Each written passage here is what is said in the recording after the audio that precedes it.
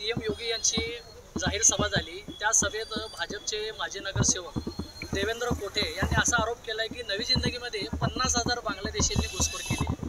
यावर आपली काय प्रतिक्रिया? मुळात त्या नगरसेवकाच्या डोक्यावर परिणाम झालेला आहे।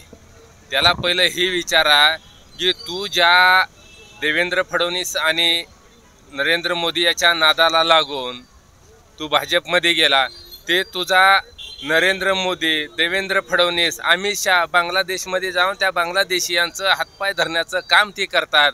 त्याच्यामुळं पहिलं तिथं काय झालं ही बघ म्हणावं, तिथं कशाला पाय दाबण्याचं काम करते, चपली सगळं पाया पडण्याचं काम करते, ती त्याचं पहिलं उत्तर दे। मग इथं किती आली काय आली ती त्याचं मोजमाप करू आपण।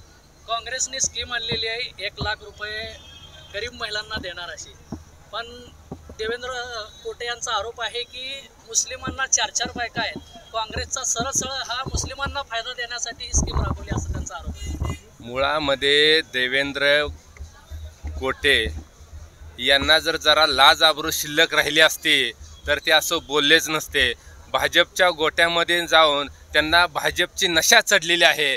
ज्या देवेंद्र कोठे यांनी वर्षानुवर्ष इथल्या सोलापूर जिल्ह्यातल्या मुसलमान बांधवांनी मताचा राजकीय तुकडा टाकून त्या तुकड्यावर जगत आलेला राजकारण उभा केलेला, त्या मुसलमान बांधवाच्या मतावरती ही माणूस आता राजकारणामध्ये आहे, राजकारणामध्ये जिवंत राहिला। नाहीतर या देवेंद्र कोट्याला कुणी कचऱ्याच्या डब्यात देखील त्याला दिसलं असलं, अशा ठिकाणी घाणीच्या ठिकाणी ते पडलेला राहिला असता।